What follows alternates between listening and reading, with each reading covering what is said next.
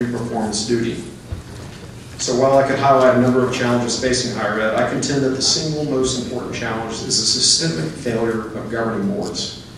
While many critics are quick to blame the universities themselves for the most obvious higher ed challenges, they should look more closely at the men and women who occupy university boards.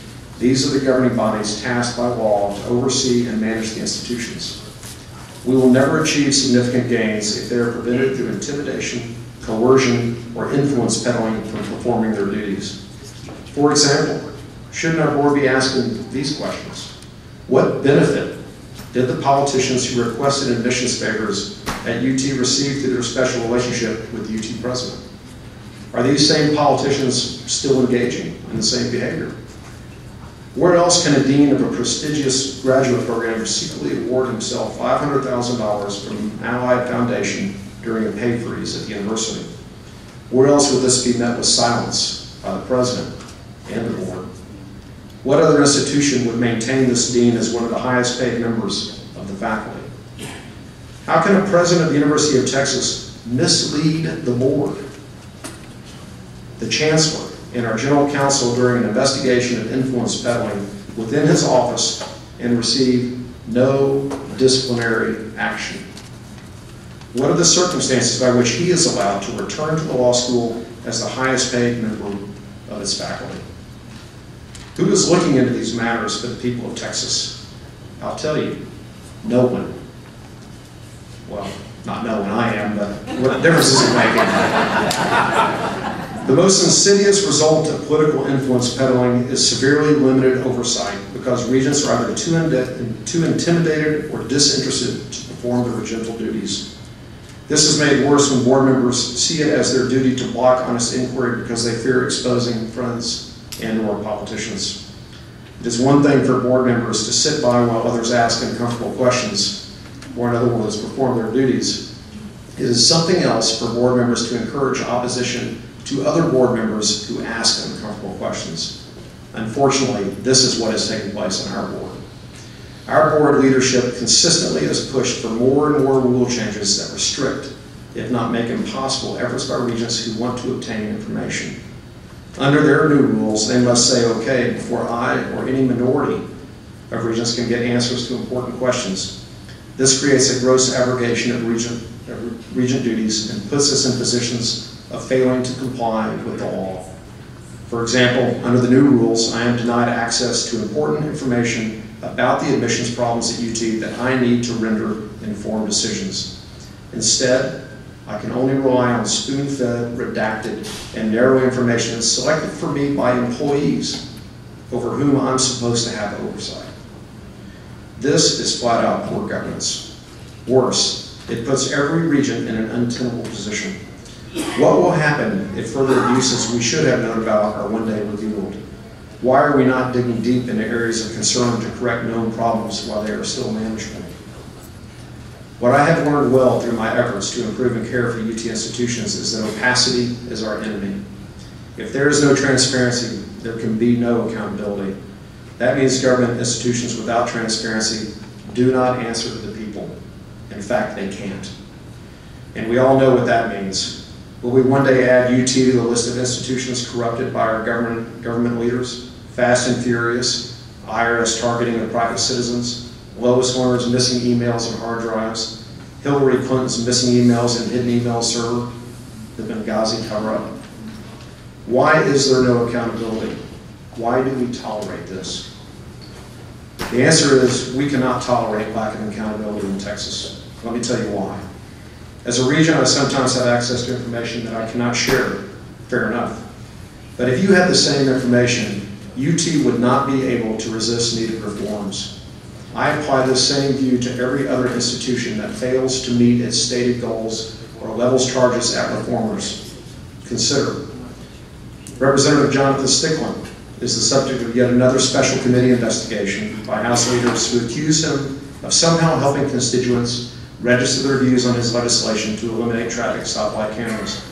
They won't tell him what law or rule he supposedly broke, but have dispatched the Texas Rangers to interrogate his staff and even track down voters around Texas who registered in favor of his bill. a clear violation of their constitutional right to petition their government. Michael Sullivan has been pursued relentlessly by the Texas Ethics Commission because House leaders are demanding that he tell them who his members are. Never mind that the Constitution makes clear he does not have to. They plan to make him pay as much as possible for the privilege of exercising his First Amendment rights. Former Governor Perry has reportedly spent millions of dollars defending against charges by the Travis County DA that he somehow engaged in corruption by first telling the DA he would veto legislation for her office and then doing it. And now, perhaps worst of all, after failed attempts in 2 other counties, prosecutors got a grand jury to indict Attorney General Ken Paxton because he supposedly convinced Representative Byron Cook to invest in a company without telling him he was not an investor. You heard that right, yet another new and bizarre legal theory. What do these efforts to make criminals out of our most outstanding citizens have in common? Every one of these actions was initiated by Speaker Joe Strauss or his allies, including Dan Branch, Joe Pickett, Jim Pitts, and Byron Cook. Join me in one simple act when you leave here tonight. Pay attention as these cases unfold to learn about who is behind them. You will not be surprised that it is many of the same individuals who came after me. And you won't be surprised when none of the individuals they targeted is convicted of any crime, just like me. Politicians in positions of leadership should be held to the highest standards of all, since they are the ones who wield the greatest power and are best positioned to abuse their offices. Most politicians exhibit an extreme dichotomy between telling people what they want to hear versus doing what they want.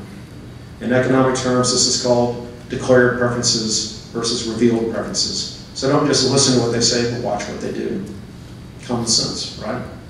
As an example, take Representative Stickland or Senator Connie Burton. There is no sunlight between what they tell their constituents they will do and what actions follow. Amen.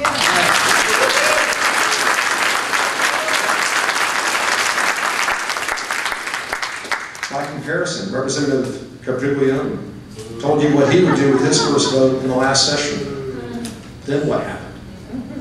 While politicians who make promises and then fail to follow through defraud their constituents, politicians who use their offices in our government to persecute their political opponents assault everyone. Both groups should be held accountable. In the cases of Dan Branch and Representative Pitts, who abused their positions to try to stop me, the voters spoke, or in the case of Pitts, he ran. In the case of Byron Cook, who is apparently attempting to carry out a vendetta against the Attorney General, the voters will speak again, although he too will probably run before they get a chance. When politicians are more interested in what institutions can do for them than what they can do for the people of Texas, we are left with divisiveness, inefficiency, and enduring conflicts of interest. Removing influence peddling and corrupt politicians is difficult, and while many of us gnash our teeth waiting for the cavalry to arrive, well, sorry to be the bearer of bad news, they're not coming. The cavalry is you. Thank you very much.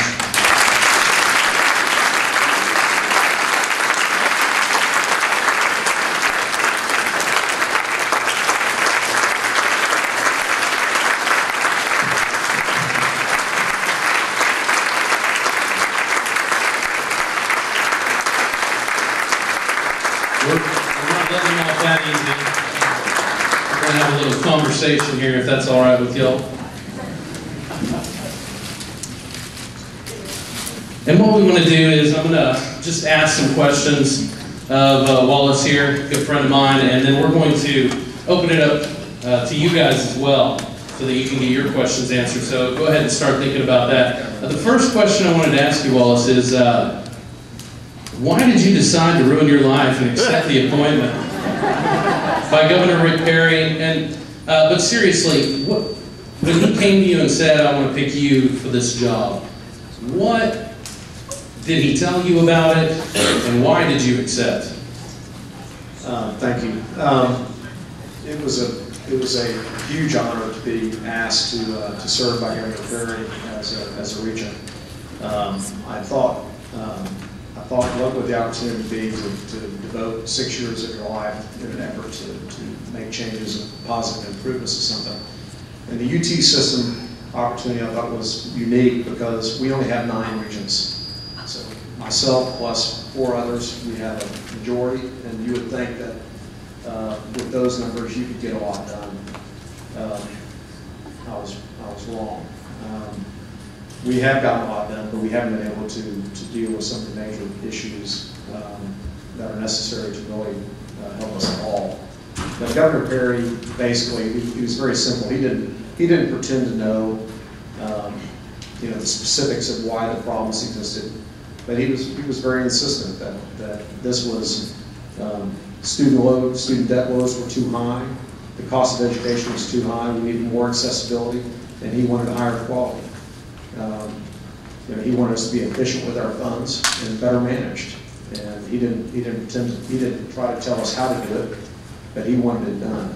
And he wanted to promise that we would be independent and not bend to the pressures that would undoubtedly come our way.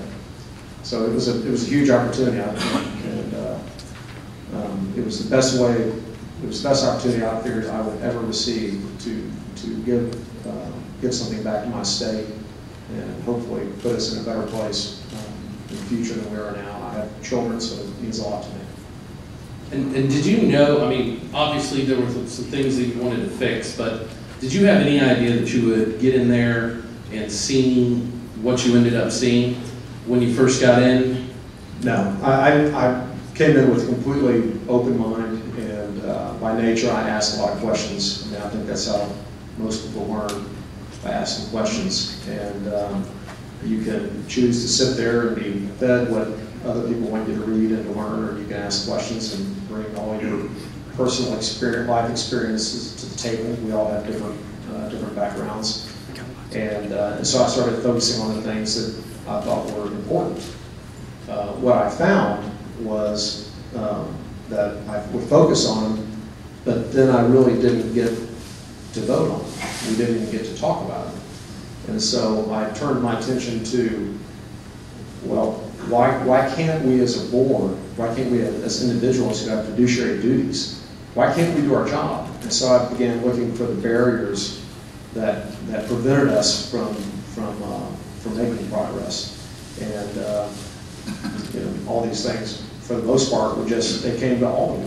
I mean, whether or not it was the law school, something that happened came to us. Everybody got the information, but I would continue to ask questions, and I insisted on having good answers.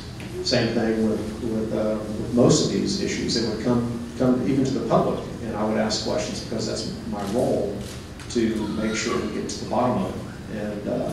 And finally, at the end, once I figured out why we couldn't really participate fully as fiduciaries, I had to turn my attention to the big pink building, the Capitol, and it became pretty obvious what was taking place and why we were being attacked so harshly.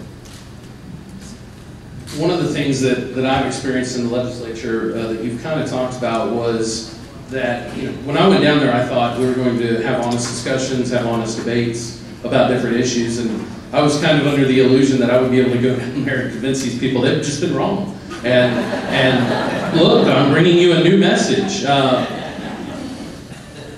Fact is, they knew the message, they just reject conservative principles. Who were the players down there who said, this isn't your job, you shouldn't be worrying about this, we're not going to take a vote on it, or we're not going to bring it up, or we don't want to hear the research? Did you have any allies down there originally or anywhere through the process? Did you have any friends at all? I have a few friends. We had Chairman Gene Powell, who rolled off the board this year, was terrific. He was steadfast, he was resolute. He allowed the Regents to do their jobs. Brenda Payne and Alex Cranberg came on in my same class, and they've been terrific. So I'll stick with they've been real stewards and fiduciaries that y'all can be proud of. So was most of the pressure, the walls that went up around you, was from the legislature or from special interests? Is that what you would say? Yes. So basically, the pressure came from the politicians. I mean, I had no idea how this system worked, but we put in our request for information and meetings, and when we did that, much of it had to do with our flagship, because it's our flagship, right? And it's a super important institution of the state, and when the information got over to the university somehow would let a few politicians know, and if you asked about the wrong topic, if you even touched it, it was like a third rail. There would be an article that would show up in the San Antonio Express or the Statesman or Senator Zafran. You would make some condescending comment to the press about how this group was anti-intellectual or whatever. And so there was a fight that was going on that I didn't even understand that had started. I'm asking questions, and then we're getting smacked, and it always seemed over the top. I never could understand. I mean, you would think, and I know you would be excited if we found extra money at the university and eliminated waste and increased access and quality, but this group didn't seem to have any interest in us playing in the sandbox at all. And that was, from the other side, I will tell you that it was funny to me to see all of a sudden people, like you said, Senator Zaffarini, who I kind of viewed as very quiet in the process, not really out there. All of a sudden, you had certain individuals in the legislature who were right on top of this. I mean, like sitting at their desk, pushing their button, but not much more. All of a sudden, we're just instantly amped up over something that we didn't understand.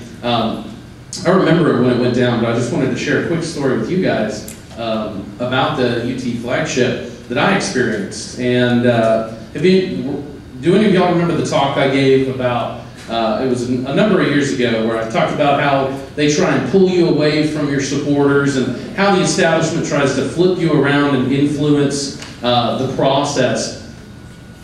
In the first week of us getting down to Austin in my freshman session, UT came out and paid for an incredible hotel spread for a conference for every legislator. And I actually did not go because I didn't want to have to report it as receiving a gift, but it was free football tickets, it was t-shirts, hats. I mean, it was just unbelievable amount of stuff.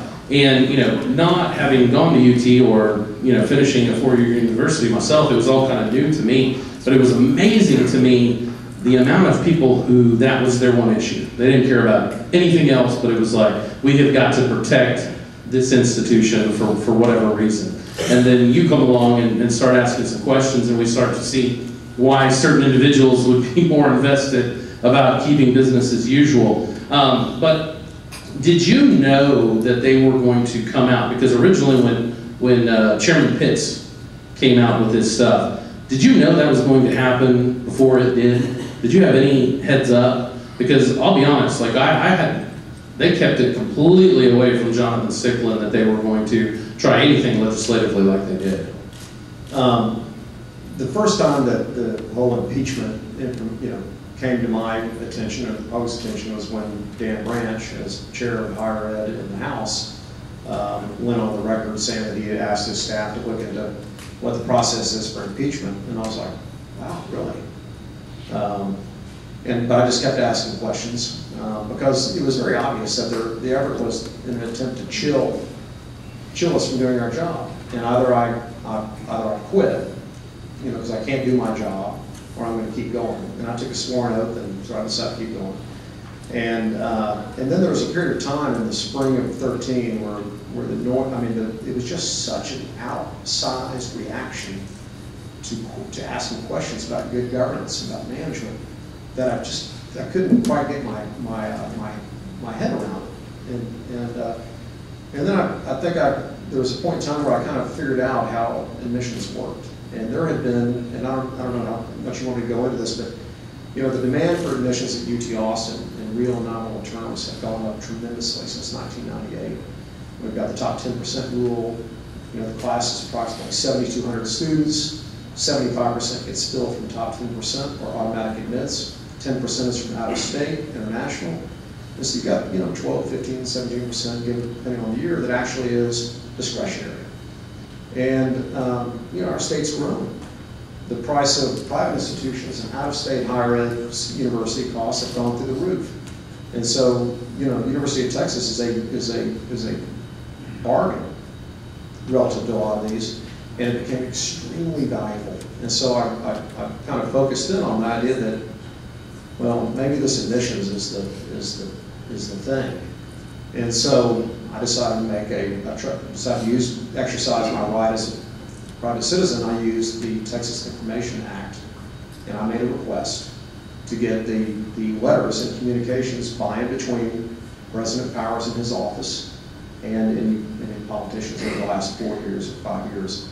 And you would have thought I'd set off, an atomic explosion, and it was within 3 weeks that they had begun the impeachment. I mean, they accused you of attacking the university. That was one of the themes that I heard over and over. Is, oh, he's just attacking the university. He's here to tear it down. He's here to make us look bad. Can you address that accusation? Well, I mean, it's all a matter of perspective. If any organization, if you worry only about your reputation and you don't deal with the underlying issues of integrity, then your reputation will soon follow. I mean, this is a big school. It's a big organization. It's at $15 billion, right? Well, the system yes. is UT Austin is $2.5 billion in annual operating expenses.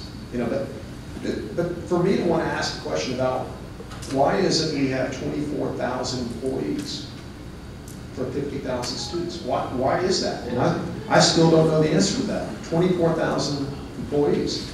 But the fact of me trying to do my job and improve efficiency, and then the other side makes a big deal about it and gets a bunch of public attention brought to it, that's not me making us look bad.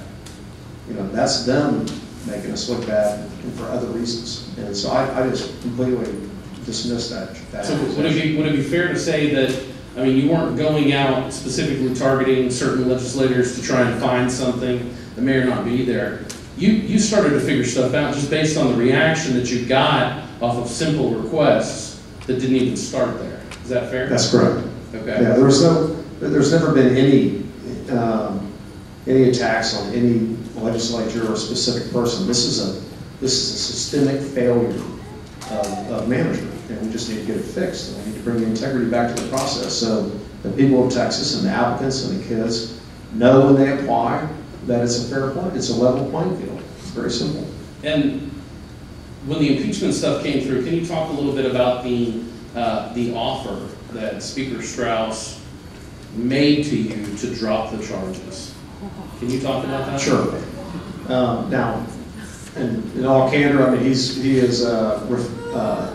denies that he made it, but it was very clear to me. I mean, I came out of a meeting in Austin, and my phone had gone off, and I called back, and it was Governor Tarrant's chief of staff. And the Transparency Committee's report, the Rusty Hardin report, was pending but not yet submitted. And she called me, and called her back, and she said, "Listen, I just got to tell you what happened."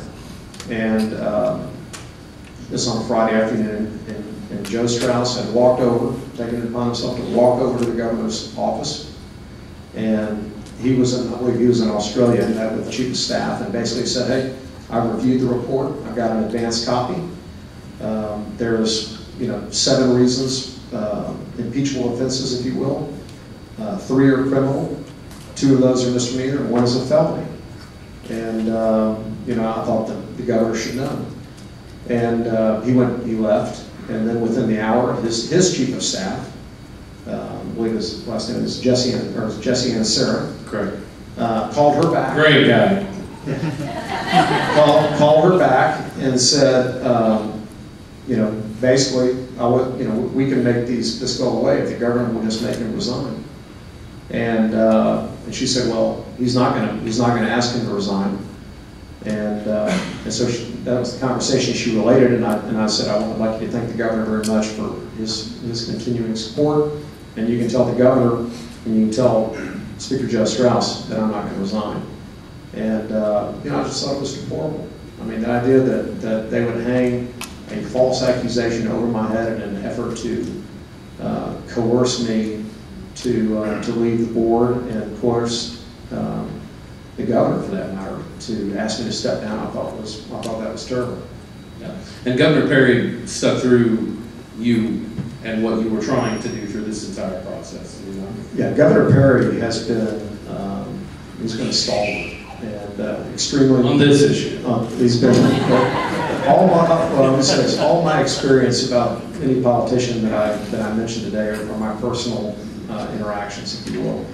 And Governor Perry, you know, at no political advantage to himself, at great cost actually, continued to support me, to support my efforts at doing the right thing to help the University of Texas and to improve the system all the way through. And I thought it was a real sign of his character. What can you tell us about the Kroll report, the investigation, and what actually came of that that has now made it into the public?